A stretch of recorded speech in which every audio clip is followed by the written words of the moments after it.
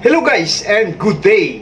I-flex ko lang guys yung isa sa mga sister vessel natin dito sa company. At ito nga guys, no, yung naka side by side natin na yan. Kasi guys, mayroong dalawang main engine yan. At nakikita nyo guys sa chimney. Nakikita mo naman. Dalawa.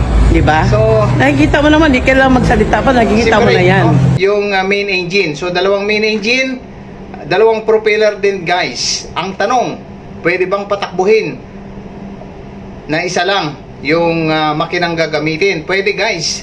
Pwede na isa lang yung main engine na ginagamit. At pwede rin na sabay patakbuhin yung main engine.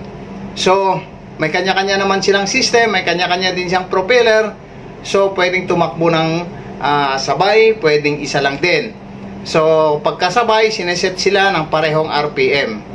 So, ang isa, kaya naman niyang patakbuhin yung barko. Siyempre, mas malakas kapag dalawa ang tumatakbong main engine.